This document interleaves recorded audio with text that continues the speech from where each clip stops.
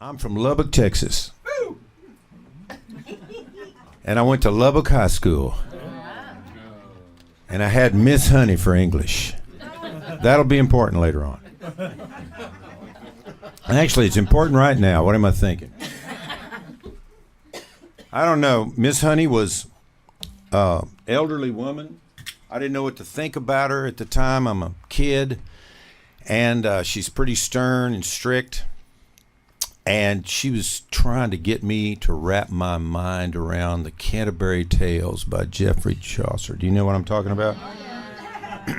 One that the pretty with a sure assert the truth of March has pierced to the road and bothered every vine in swishly coo. Why did you have to learn that, Greg Vaughn? I just remembered it. I just remembered it too. I mean,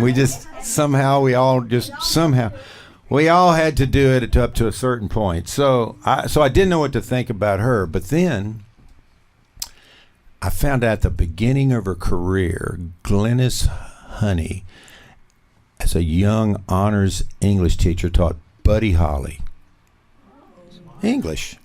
Taught him the Canterbury Tales. So like, God, all of a sudden everything gets a little more interesting. And I pestered her with questions. Where'd he sit? She said, over by the door, Bob, she said. So the desk bolted to the ground.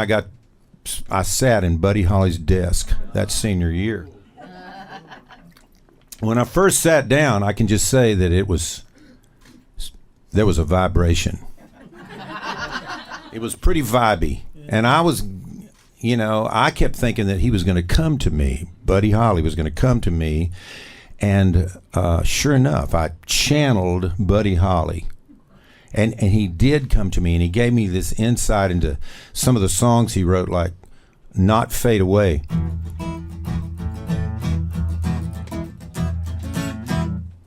This really cute girl right across the aisle, he had no way to talk to her. He just wanted to say something to her, but what he wanted to say is, I'm going to tell you how it's going to be. You're going to give your love to me. That's what he wanted to say. But you see, he just couldn't say it. So he had to go, I'm going to tell you how it's going to be. You're going to give your love to me. That's what he wanted to. So when he sang it, he could get by. He could get by with it. He wouldn't be tried for indecency or anything. So he did give me insight like that, and he gave me insight in the Canterbury Tales, but the best piece of advice he gave me was to get out of Lubbock.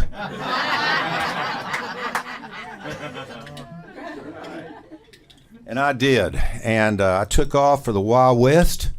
I got as far as Red River, New Mexico.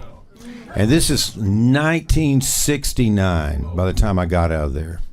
I also forgot to mention that winning the lottery makes you much more likely to take chances. And I won the lottery that year, and so I was, do you know what I'm talking about? The first draft lottery of 1969. All you old timers remember where we were watching that television. The guys pulling these birthdays out of a glass cylinder, and everybody's sweating bullets, and the mothers and fathers and the brothers and sisters and the girlfriends and boyfriends, I guess, and all kinds of it created quite a stir. And I got number 309.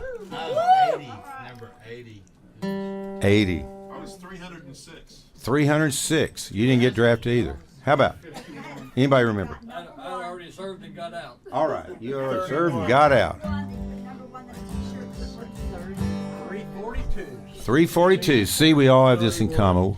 331. We all we were lucky.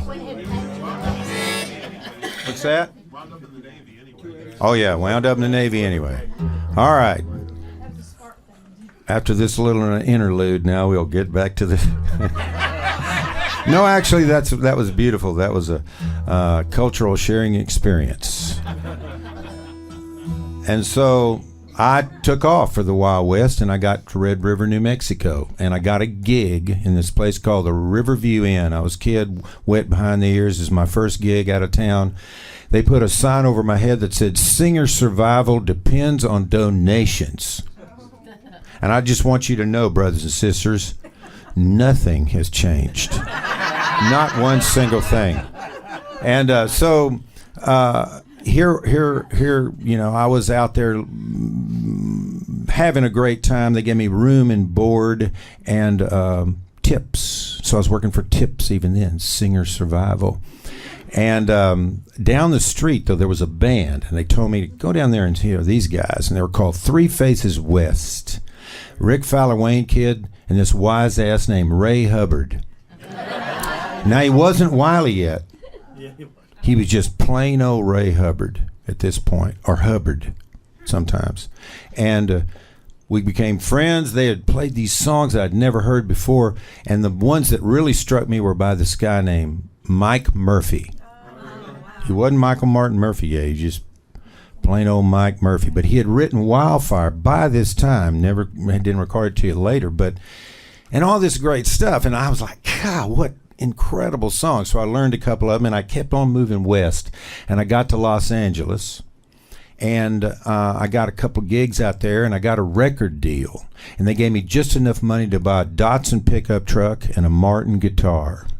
And I was driving down this dusty dirt road in the middle of Los Angeles one fine day, and the hand of fate just kind of came out of nowhere, steered my little Datsun on the side of the road. Now, when the hand of fate speaks, now, Bucky, can a hand speak? Absolutely.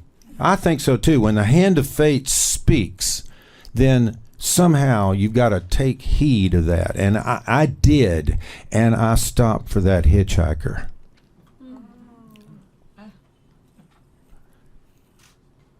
Changed my life forever. I wouldn't be standing here today telling you this story if it wasn't for this guy. He was from Austria.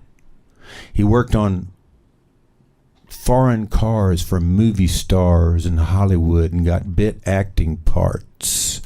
And I tell him my life story, which lasts only 2 blocks. Not much had happened to me. And he turns to me and says, "The only other Texan I know is from Dallas. I work on his Jaguar.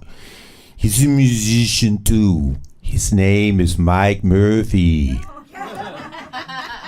Well, that guy became the governor of California, but we won't even... No, that's the only thing that I have... That's the only thing that I told you that isn't the truth. It wasn't Schwarzenegger, but it was this guy from Austria. He was a mechanic. I did give him my name and number, and I told him to give it to Murphy. And that night, this guy, Mike Murphy, calls me up. "Why am I supposed to call you? What's going on? Who are you anyway?" And I told him about Red River and Three Faces West and Ray Hubbard and learning some of his songs. I said, "Your song's as good as anything I've heard since the Beatles." And Murphy went, "You know what? You're a genius. We need to meet." So that's how we met. And so I met this guy, Mike Murphy. It wasn't long, though, before my record deal fell through. And so did Murphy's. It was kind of cosmic. We decided there's only one thing to do, and that was get back to Texas where we once belonged. So we got on I-10 heading east. That's kind of redundant, really, I guess, out of Los Angeles. Kind of be hard to be heading west. 2.5 sunrises later, my little Datsun blew a head gasket in Van Horn, Texas. Anybody been to Van Horn? You know, it's the world's largest truck stop, just full of millions and millions of gallons of diesel and coffee all mixed together. Surly waitresses. Really surly. Suspect cooks. They serve diesel fried steak every Saturday night. Now, Randy, that's probably what you ought to do, is have some diesel fried steak the next time I come. So, anyway, I digress. Not really, because we were there for another 2.5 sunrises. So he hung out in this all-night cafe. We didn't have any money, so we couldn't get a hotel. At least I didn't have any money. I think Murphy was staying in the Hilton. But in any case, I remember being in there, and Murphy came in, and all these people, and the town iconoclast was holding court. His name was Cactus Jack. And across the table from him was a young fella with a faraway, lonely look in his eye. Just way too far away and way too lonely for such a young boy. But his lady love had run off and left him, and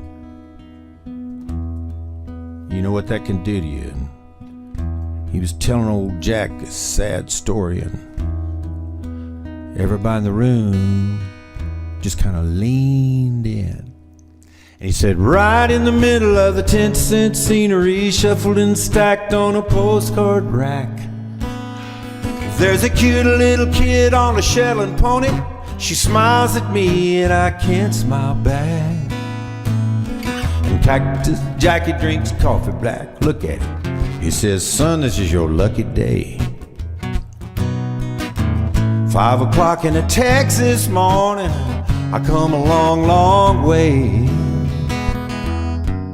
5 o'clock in a Texas morning, I come a long, long way. Well, now she left me cold on a winter's morning, and cold it's been for the longest time. She told me Texas is where she was going, and I've been looking, but she's so hard to find. And Cactus Jackie drinks coffee black. He says, son, this is your lucky day. 5 o'clock in a Texas morning, I come a long, long way. Oh, 5 o'clock in a Texas morning, I come a long, long way. I don't know just where I'm gonna find her. Maybe the soldier with a suitcase saw. She just said she was going down to Texas for a little while. Yeah, I'm looking for the girl with long brown hair. She's got hazel eyes and she's not too pretty, but she's got a beautiful smile. She just said she was going down to Texas for a little while. Oh, that's what she said.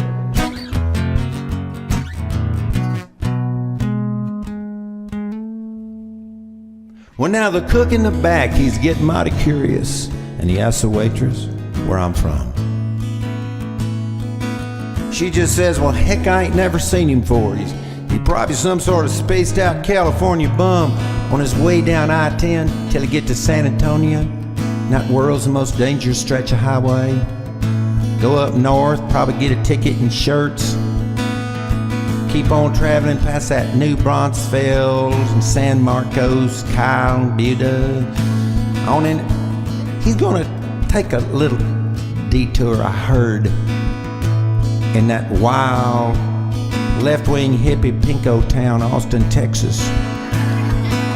He heard there's some stuff going on there, but anyway, then he's gonna get on past Waco, that where all the wildest women in Texas go to that college there, Baylor College. I never could figure that out. I'd always like to visit that one. Take the right fork, get to that Waxahachie, roam around till you get to the listening room. A lot of nice people coming, everybody bringing a covered dish. Just sounds like a great time to meet people, fellow music lovers such as myself, and I could get out of this one-horse town, and I just wish I was going, little boys. And Cactus Jackie says, that's right. As I walk out into the light, 5 o'clock in a Texas morning, I got a long, long ride. Oh, yeah. 5 o'clock in a Texas morning, I got a long, long ride.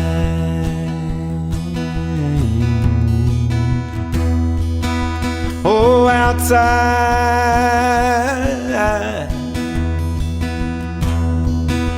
the sun is coming up,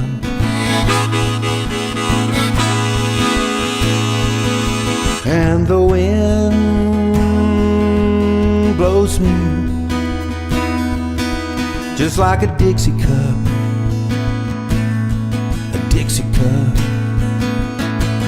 down the highway.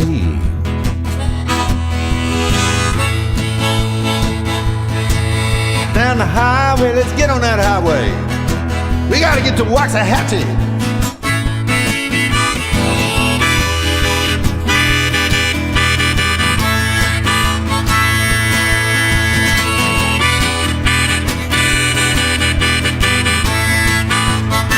Oh yeah.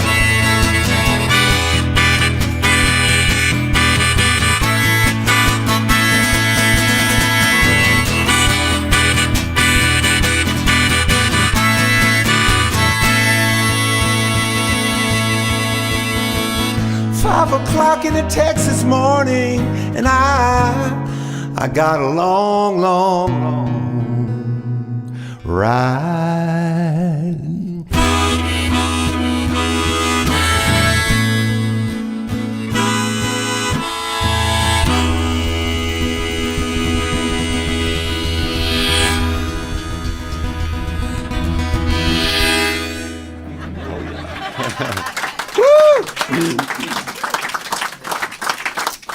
These allergies get me good.